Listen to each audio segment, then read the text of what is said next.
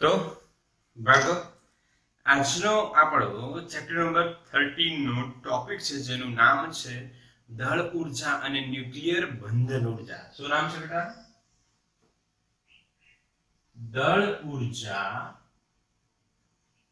અને ન્યુક્લિયર બંધન ઉર્જા.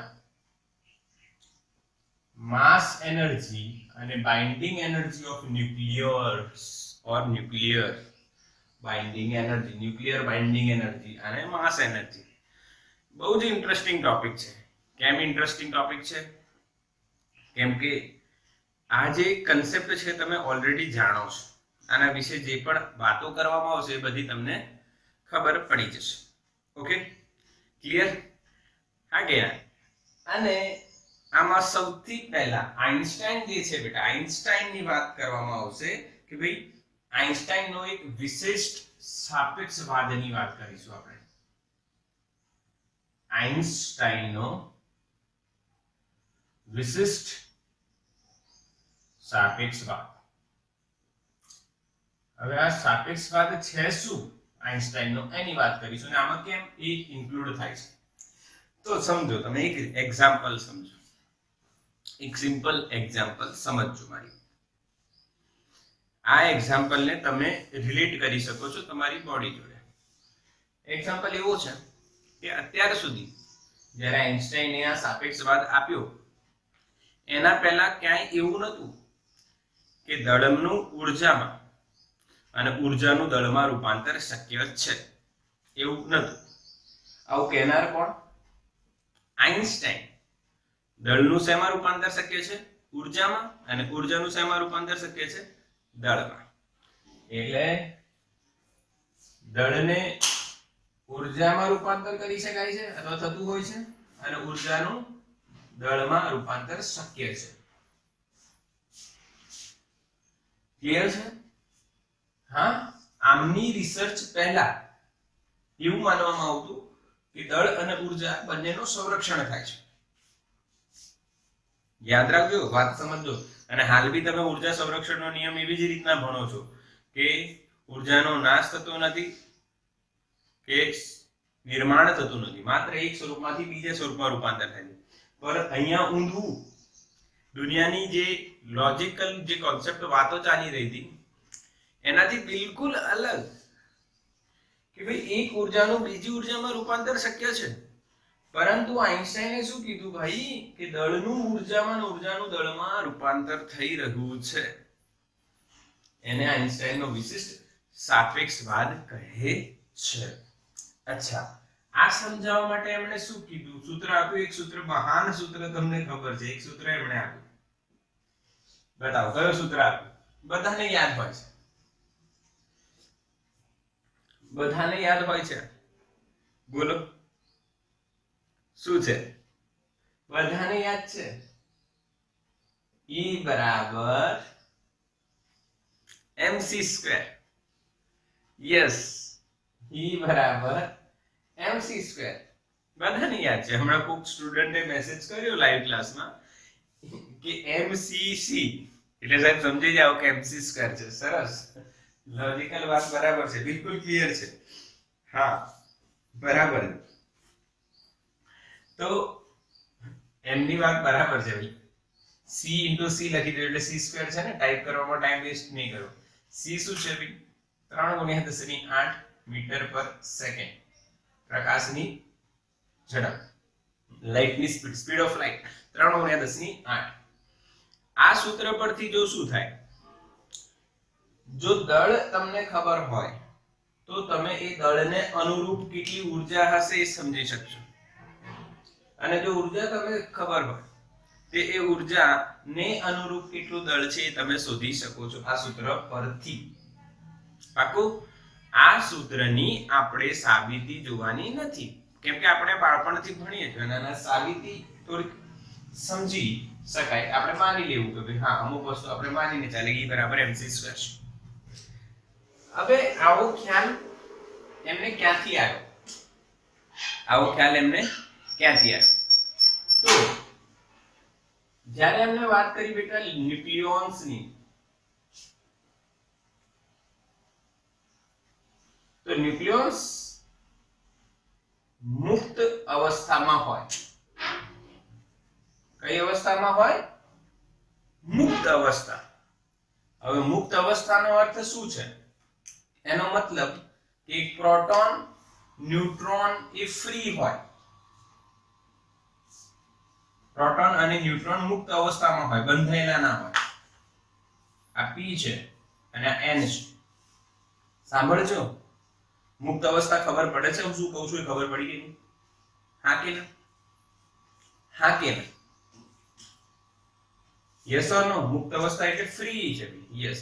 જેમ કે અત્યારે તમે છો એ તમે મુક્ત અવસ્થામાં છો. તમે લાઈવ જે ભણી રહ્યા છો ક્લાસમાં અત્યારે મુક્ત અવસ્થામાં છો.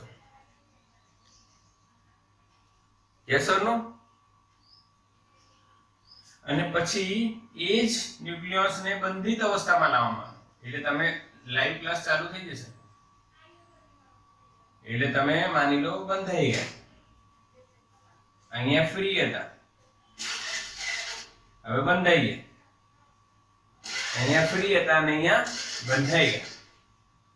તો આ બેનું જે દળ છે એ બંધિત અવસ્થાના દળની વાત કરીએ તો માની લો આનું દળ m1 છે અને આનું દળ m2 છે. તો બંનેનું દળ કેટલું હોવું જોઈએ? બોલો, સરખું કે જુદું જુદું? મેસેજ કરો. તમારા અનુસાર બંને દળ કેવા હોવા જોઈએ? કેટલો પ્રોટોન હતા? 1. કેટલા ન્યુટ્રોન હતા? 1. અહીંયા કેટલા છે? 2. યસ.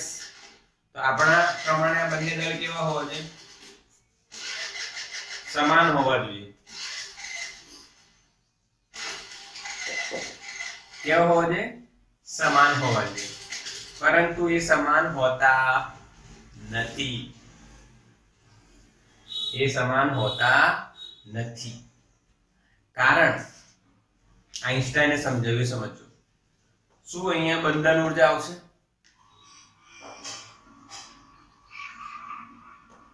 બંધન ઉર્જા આવે અહીંયા કે અહીંયા બંધન ઉર્જા આવે? ક્યાં બંધન ઉર્જા આવે? પહેલા કેસમાં કે બીજા કેસમાં? ક્યાં બંધન ઉર્જા આવશે? બોલો. યસ, બીજા કેસમાં આવશે બેટા. હા કે ના? ક્લિયર છે? યસ ઓર નો? તમને ખબર છે કે અહીંયા બંધન ઉર્જા આવશે ને અહીંયા બંધન ઉર્જા ન હોય. તમે કેમિસ્ટ્રીમાં ભણી ગયા છો કે બંધાયેલા હોય તો બંધન ઉર્જા આવે, બંધાયેલા ન હોય તો બંધન ઉર્જા આવે નહીં. તે બંધન ઉર્જા આવી ક્યાંથી? તો ધ્યાન આપજો. અહીંયા જોવામાં આવ્યું કે મુક્ત અવસ્થાનું દળ એ બંધિત અવસ્થાના દળ કરતા વધારે હોય છે. એવું જોવા મળ્યું. ન્યુક્લિયસનું મુક્ત અવસ્થાનું દળ એ બંધિત અવસ્થાના દળ કરતા વધારે હોય છે. અને જ્યારે મુક્તમાંથી બંધનમાં જાય ત્યારે દળમાં ઘટાડો થાય છે. તો એ જે ઘટી ગયું દળ એ શેમાં રૂપાંતર પામી ગયું? ઉર્જામાં. તો અહીંયા કઈ ઉર્જા આવી જશે બેટા?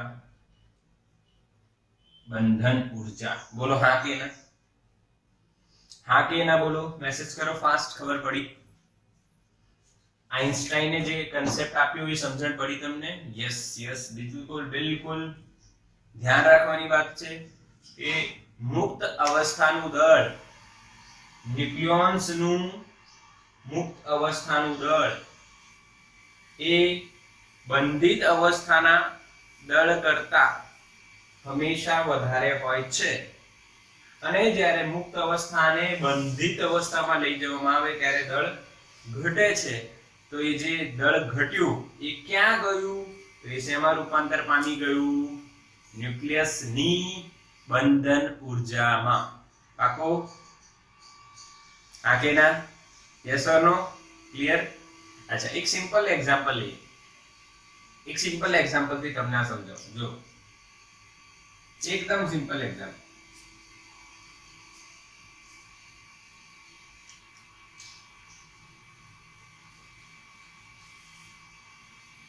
એક એક્ઝામ્પલ આપણે એવું લઈએ કે એક માણસ છે.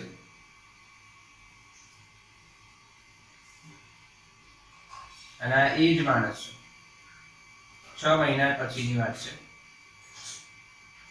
6 મહિના પહેલા એનું વજન 90 kg હતું, હવે એનું વજન 65 kg છે.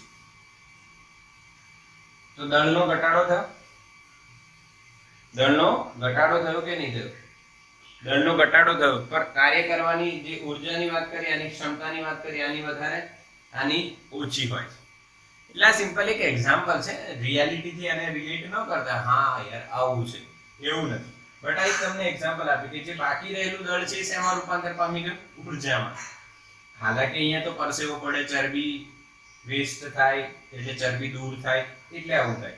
પણ આ સિમ્પલી તમે રિલેટ કરી શકો, જો તમારું શરીર હલકો છે તો તમે ઊર્જા વધારે છે, અને જો ભારે છે તો ઊર્જા ઓછી છે. એવું જ અહીંયા આ ભારે છે તો ઊર્જા ઓછી છે, અને હલકું છે તો ઊર્જા વધારે છે. બોલો હા કે ના? Concept clear? તો આનો સ્ક્રીનશોટ લઈ લો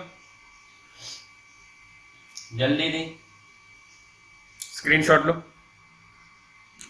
ઓકે ક્લિયર છે? હવે સ્ક્રીનશોટ તમે લઈ લીધું, હવે આને હટાવી દઈએ.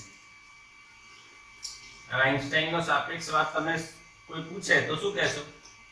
આઈન્સ્ટાઈને એવું કીધું છે ભાઈ કે દળનું ઊર્જામાં રૂપાંતર શક્ય છે અને ઊર્જાનું દળમાં રૂપાંતર શક્ય છે. સૂત્ર કયું? તો કે E બરાબર mc². E બરાબર mc². અચ્છા, હવે આપણે વાત કરીએ છીએ ન્યુક્લિયસની બંધન ઊર્જાની, જેને ન્યુક્લિયર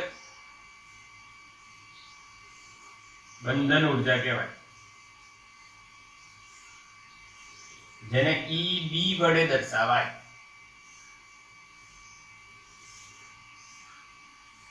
શેના વડે દર્શાવાય બેટા? EB. EB એટલે બાઇન્ડિંગ એનર્જી, B એટલે બાઇન્ડિંગ, E એટલે energy, binding energy of nucleus or nuclear binding energy. હવે ન્યુક્લિયર બાઇન્ડિંગ એનર્જી સમજવા માટે મેં આ આકૃતિને હટાવી નહીં. કેમ? તો જો તમે અત્યારે કઈ અવસ્થામાં છો? મુક્ત અવસ્થામાં. એટલે તમારું દળ વધારે છે. હા કે ના? હા કે ના? અત્યારે તમે લાઈવ ક્લાસમાં બેઠા છો, અત્યારે તમે જે એપ્લિકેશન પર લાઈવ ક્લાસ જોઈ રહ્યા છો, અલગ અલગ 2-3 એપ્લિકેશન આપણે અહીંયા ચાલુ છે. ભાઈ ઝૂમ પર બી અમુક બાળકો છે, અમુક વેબએક્સ પર જોડાયેલા છે. તો આ બાળકો જ્યારે જોડાયેલા છે ત્યારે અત્યારે તમે શું કરી રહ્યા છો એ હું જોઈ તો શકું છું, પણ એ જોવાય હમણાં એવું શક્યતા નથી, કેમ કે હું રેકોર્ડિંગ બી કરી રહ્યો છું સાથે સાથે. તો એ જે વસ્તુ છે એ વસ્તુ માટે તમારે એક વસ્તુ સમજવાની છે કે તમે મુક્ત અવસ્થામાં છો, એટલે તમારું દળ વધી જાય. હા કે ના? તમે જે ઈચ્છા કરો એ કરી શકો છો. અત્યારે તમે નાસ્તો કરી શકો છો, યસ. અત્યારે તમે નહીં શકો છો, યસ. લાઈવમાં જોડાયેલા રહો અને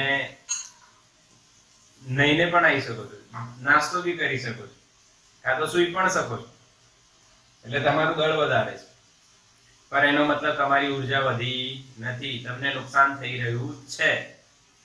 પરંતુ જ્યારે તમે ક્લાસમાં આવો, સ્કૂલમાં આવો અને ત્યારે તમે આવો તો ત્યારે તમે બંધાઈ ગયા હો, ત્યારે તમારું દળ ઓછું થઈ ગયું. જેમ ઘરે તમે રાજા બનીને ફરતા હોય તેમ રાજા તો ન બનાય, સ્ટુડન્ટ તરીકે બેસે તો તમારું દળ ઘટી જાય. પર એ જે દળ ઘટ્યું એના પ્રમાણે તમારી શું વધી જાય? બંધન ઊર્જા. તમારું જે પરિણામ આવવાનું છે એ બેટર થઈ શકે. અત્યારે બી બેટર થઈ શકે અને ત્યારે પણ બેટર થઈ શકે. તો અહીંયા સમજીશું સૌથી પહેલા તો કે ભાઈ ન્યુક્લિયસનું ન્યુક્લિયોન્સ લખીએ, ન્યુક્લિયોન્સનું મુક્ત અવસ્થાનું દળ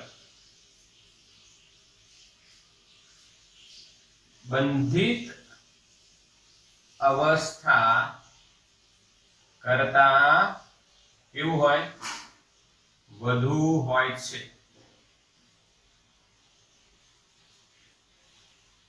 એટલે એનો તફાવત લઈએ તો એને આપણે કહીશું શું બેટા? દળ ક્ષતિ.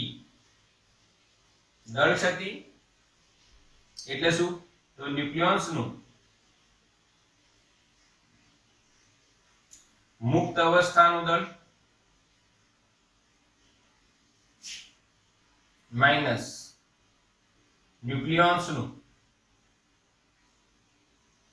બંધિત અવસ્થાનું દળ. બંનેનો તફાવત આવે, જો ધ્યાન આપજો, અહીંયા કઈ અવસ્થા કહેવાય? મુક્ત. અને અહીંયા કઈ કહેવાય? બંધિત. તો આ બંનેના દળનો જે તફાવત આવશે એને આપણે શું કહીશું? દળમાં આવેલી ભૂલ એટલે દળ ક્ષતિ. શું કહીશું આપણે? દળ ક્ષતિ. અને દળ ક્ષતિને દર્શાવાય છે ડેલ્ટા એમ. હવે ન્યુક્લિયસનું મુક્ત અવસ્થાનું દળ કઈ રીતના લખાય? ધ્યાન આપજો. અહીંયા જે દળ આપણે લખીશું અને આ જે દળ લખીશું આપણે એની ચર્ચા કરીએ. ફરી જો દળ ક્ષતિ ખબર પડી બધાને? દળ ક્ષતિ શું? ન્યુક્લિયસનું મુક્ત અવસ્થાનું દળ અને બંધિત અવસ્થાના દળનો જે તફાવત મળે છે એને દળની ક્ષતિ કહેવાય. એનો મતલબ શું છે કે તમે મુક્તમાં તમારું દળ માની લો કે 100 ગ્રામ હતું અને બંધિતમાં તમારું દળ જે છે 95 ગ્રામ છે, તો દળ ક્ષતિ કેટલી થાય? 100 - 95, તો જવાબ આવશે 5 ગ્રામ. આવડી જાય? મુક્ત અવસ્થાનું દળ અને બંધિત અવસ્થાનું દળ. મુક્ત અવસ્થાનું દળ આપણને ખબર છે, ધ્યાન આપજો. તો માની લો અહીંયા Z પ્રોટોન છે. કેટલા પ્રોટોન છે? Z. અને N ન્યુટ્રોન છે. ન્યુટ્રોન કેટલા છે? N. Z પ્રોટોન અને N ન્યુટ્રોન હોય કોઈ બી તત્વમાં, તમે કોઈ બી એલિમેન્ટ લો એમાં અમુક પ્રોટોન હોય અને અમુક સંખ્યામાં ન્યુટ્રોન હોય. જેમ કે તમને એક્ઝામ્પલ આપે હાઇડ્રોજન, કે તમે કોઈ બી હિલિયમ લઈ લો 2He4. આમાં તમે કહેશો કે ભાઈ પ્રોટોન કેટલા છે? તો કે 2, કેમ કે એનું Z 2 છે અને આ A છે. તો A અને Z ના તફાવતને આપણે ન્યુટ્રોન કહીશું. ન્યુટ્રોન નંબર કેટલું? Proton small n neutron. Neutron કેટલું? 4 - 2, એટલે જવાબ આવશે 2. ક્લિયર? તો કોઈ બી તત્વ તમને આપેલું હોય તો તમે એના પ્રોટોન કેટલા અને ન્યુટ્રોન આનો તફાવત લઈ લો, એ કેટલા એ તમને ખબર હોય. હવે એને મુક્ત અવસ્થાની સંખ્યા કહેવાય. તો માની લો એક પ્રોટોનનું દળ mp છે, તો Z પ્રોટોનનું દળ કેટલું થશે? Zmp. એક ન્યુટ્રોનનું દળ mn છે, તો n ન્યુટ્રોનનું દળ કેટલું થશે? nmn. અને બંનેનો સરવાળો કરશો તો તમને આ જે મળશે એ કયું દળ કહેવાય બેટા? મુક્ત અવસ્થાનું દળ.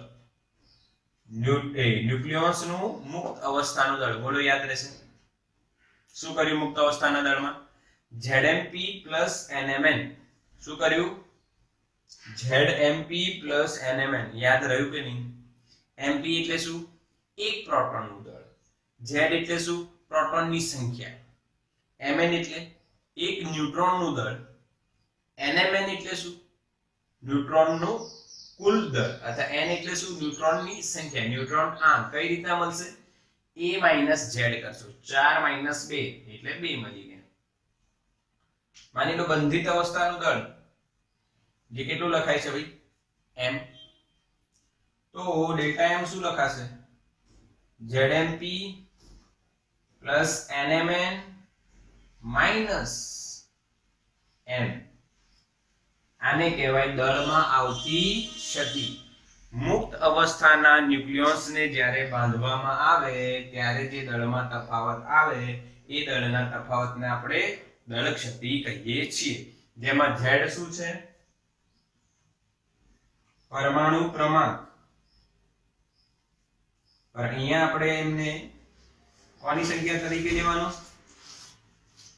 પ્રોટોનની સંખ્યા. n શું છે? ન્યુટ્રોનની સંખ્યા. ન્યુટ્રોનની સંખ્યા કેટલી થાય? A - Z.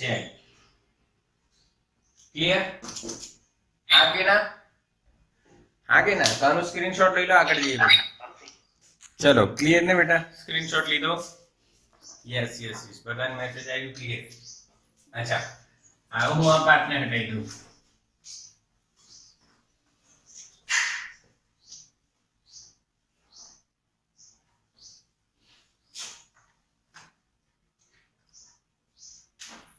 चलो અહીંયા ધ્યાન આપજો. અહીંયા ધ્યાન આપજો. ચલો, Z પરમાણુ ક્રમાંક ને n ન્યુટ્રોનની સંખ્યા ને દળ છે તે આવડી ગઈ, બધાને ખબર છે. અચ્છા, હું તમને એક એક્ઝામ્પલ આપું છું કે ભાઈ મેં તમને કીધું કે ભાઈ એક માણસનું વજન પહેલા આટલું હતું, પછી આટલું છે, એક્સરસાઇઝ કરી વજન ઘટ્યું તો એની ઉર્જા વધી, હા કે ના? એવું ખબર પડે ને બધાને?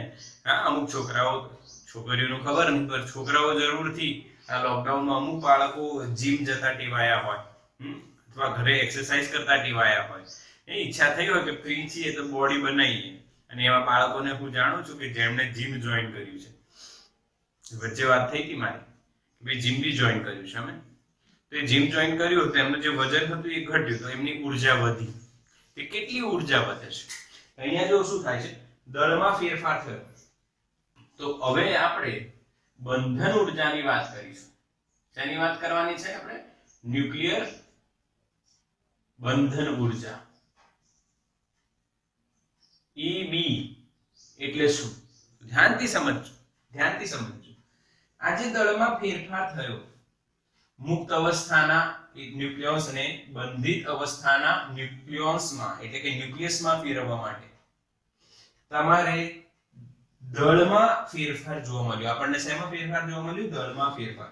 એ જે દળમાં ફેરફાર થયું એ દળનો ફેરફાર બંધન ઉર્જામાં રૂપાંતર પામી શકે છે, એવું આઈન્સ્ટાઈને કીધું. તો આ દળ ક્ષતિને સમતુલ્ય ઉર્જાને ન્યુક્લિયસની બંધન ઉર્જા કહે છે. ધ્યાન આપજો, ધ્યાન આપજો. દળ ક્ષતિને સમતુલ્ય ઉર્જા એટલે બંધન ઉર્જા. સિમ્પલ ને? એક એક્ઝામ્પલ હજુ લઈએ. જો માની લો મારું વજન 80 કિલો હતું, એક્સરસાઇઝ કરીને મેં 80 વજન કરી દીધું 70 કિલો, તો મારા વજનમાં કેટલો ફેરફાર થયો? બોલો. પહેલા 80 હતું, હવે 70 છે. પહેલા 80, હવે 70. પહેલા કેટલું હતું? 80, હવે થઈ ગયું છે 70. પહેલા 80 હતું, હવે 70. તો ઘટાડો કેટલો થયો? અહીંયાથી અહીંયા ઘટાડો કેટલો થયો? 10 કિલોનો. હવે જે 10 કિલો જે છે એ શેમાં કન્વર્ટ થઈ ગયું? ઉર્જામાં. હું વધારે એક્ટિવ થઈ ગયો. યસ ઓર નો? તો અહીંયા જે દળની ક્ષતિ આવી બેટા, અહીંયા જે દળની ક્ષતિ એ શેમાં કન્વર્ટ થઈ જશે? બંધન ઉર્જા. તો ભાઈ ન્યુક્લિયસમાં જે દળ ક્ષતિ આવે છે એ દળ ક્ષતિને સમતુલ્ય ઉર્જા ને બંધન ઉર્જા કહે છે. એટલે ડેલ્ટા m c સ્ક્વેર. બોલો પાક્કો? Yes or no? Yes or નો બેટા? ખબર પડી કે નહીં? દળ ક્ષતિને સમતુલ્ય ઉર્જાને ન્યુક્લિયસની બંધન ઉર્જા કહે છે. બોલો મારી સાથે બધા, રિપીટ કરો, રિપીટ કરો. દળ ક્ષતિને સમતુલ્ય ઉર્જાને, દળ ક્ષતિને સમતુલ્ય ઉર્જાને ન્યુક્લિયસની કઈ ઉર્જા કહે છે? બંધન ઉર્જા. દળ ક્ષતિને સમતુલ્ય ઉર્જાને ન્યુક્લિયસની કઈ ઉર્જા કહે છે? બંધન ઉર્જા. આવડી ગયું. EB બરાબર ડેલ્ટા mc સ્ક્વેર, અને ડેલ્ટા m શું છે બેટા? zmp plus nmn. હવે આનો એકમ કેટલો? તો ઉર્જાનો એકમ આપણને ખબર છે શું હોય બેટા? જૂલ. પરંતુ અહીંયા જે એકમ હશે એ EB માં નહીં, મેગા EB માં હશે.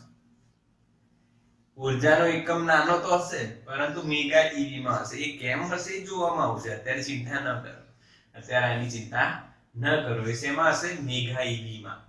કેમ કે ન્યુક્લિયસની સાઈઝ નાની હોય તો એમનું દળ બી ઓછું હશે, તો એમને સંબંધિત ઉર્જા બી ઓછી હોય. EV માં હોય, ઇલેક્ટ્રોન વોટ. અને મેગા EB એટલે 10⁶ EV ના ક્રમની હોય છે. પાક્કું બેટા? હા કે ના? સમજ પડે છે? Yes yes yes. હવે આ એક એક્ઝામ્પલ થી સમજીએ તો વધારે મજા આવશે. દળ ક્ષતિ શું સમજવાની છે આપણે? દળ ક્ષતિ એક એક્ઝામ્પલ થી સમજીએ. બાકી આ તો ખબર પડી ગઈ, જે દળ ક્ષતિ આવે એને ગુણ્યા c સ્ક્વેર. c ની વેલ્યુ ખબર છે 3 × 10⁸, તો તમને આન્સર મળી જશે. પણ ડેલ્ટા m નો એક એક્ઝામ્પલ લઈએ આપણે. ઓક્સિજન O 8 અને અહીંયા શું હોય? 16 હોય. ધ્યાન આપ. આના વિશે આપણને નોલેજ છે. શું નોલેજ છે? કે ભાઈ પ્રોટોન કેટલા? તો કે 8. ન્યુટ્રોન કેટલા? તો કે ભાઈ 8. અને ઇલેક્ટ્રોન કેટલા? તો ભાઈ 8. બધા આઠ જ છે ને? પ્રોટોન બી 8, ન્યુટ્રોન બી 8, ઇલેક્ટ્રોન બી 8, બધા 8 8 છે. હવે આનું તમે મુક્ત અવસ્થામાં દળ ગણો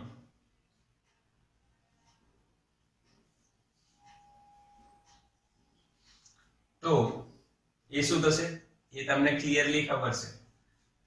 ZMP plus NMN. Okay, Z કેટલું તો કે 8, MP 1.00866 U પ્લસ N કેટલા 8, આ 1.00727 અલગ અલગ હોય છે થોડું ઘણું, એટલે ચોપડીમાં એનસીઈઆરટી માં એક્ઝામ્પલ લીધેલું છે એટલે મેં આ લખું છું.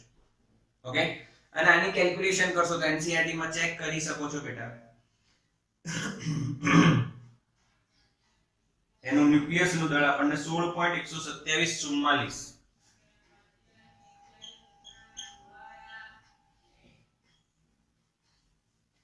આ ન્યુક્લિયસ નું દળ છે. આપણને અપેક્ષિત દળ આટલું હોવું જોઈએ.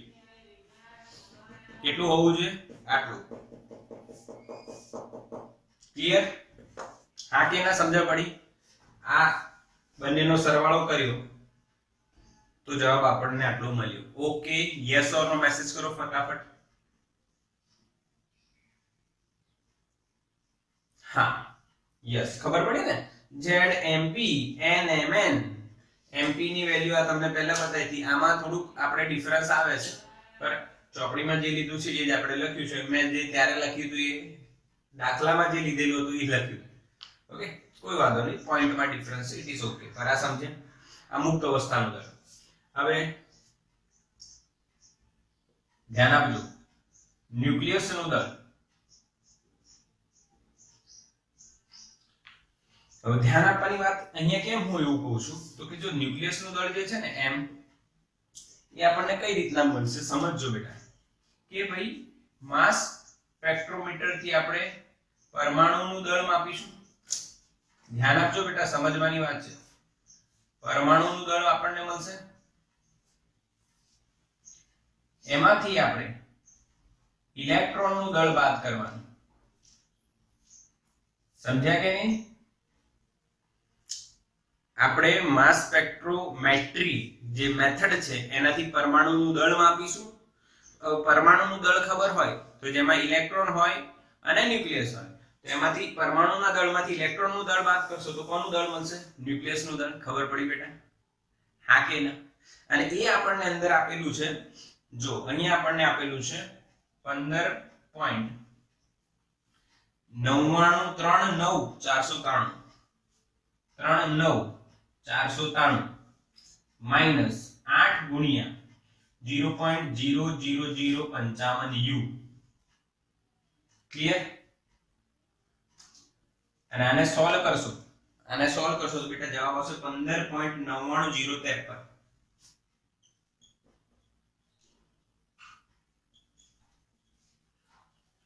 આ કોનું દળ આવ્યું? ન્યુક્લિયસ નું દળ. આ કોનું છે? ન્યુક્લિયસ નું મુક્ત અવસ્થાનું દળ.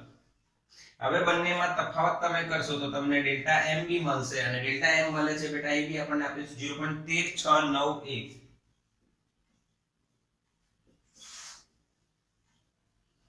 આને દળ સ્થિતિ કહેવાય. બોલ આવડ્યું કે નહીં બેટા? બોલો, મેસેજ કરો, ફાસ્ટ મેસેજ કરો બધા. સમજ્યા પડી એક્ઝામ્પલ થી કઈ રીતના ગણવું? એકવાર રિપીટ કરી સજુ, ચિંતા કરતા નહીં. એકવાર જો રિપીટ કરીશ, ચિંતા કરતા નહીં. બિલકુલ જો સમજો. એક્ઝામ્પલ કોનું લીધું છે આપણે? ઓક્સિજન નું. કેમ લીધું તો કેમ જે એનસીઈઆરટી માં આપેલું છે. બીજું કોઈ બી તમે બેટા લઈ શકો છો. ઓનલી ઓક્સિજન લેવું એવું જરૂરી નથી, કશું પણ લઈ શકે. પણ ઓક્સિજનની એક્ઝામ્પલ ની વાત કરીએ તો પ્રોટોન, ન્યુટ્રોન અને ઇલેક્ટ્રોન બધાની સંખ્યા સરખી છે. હવે પ્રોટોન નું દળ તમને ખબર હોવી જોઈએ 1.00866 U. ન્યુટ્રોન નું દળ 1.00727. એટલે આમાં લગભગ એવી જ રીતના લીધેલું છે. ઓ સોરી, મેં અહીંયા જોતો તો કે આ કેમ આવું થયું કે ભાઈ પ્રોટોન નું ઓછું છે, ન્યુટ્રોન નું વધારે છે. યસ, ન્યુટ્રોન નું વધારે, એટલે અહીંયા આવશે પ્રોટોન નું 727 અને અહીંયા ન્યુટ્રોનનું 866. ઓકે, અને ઇલેક્ટ્રોનનું દળ છે, ઇલેક્ટ્રોનનું દળ છે 0.00 નહીં 0.0055 U.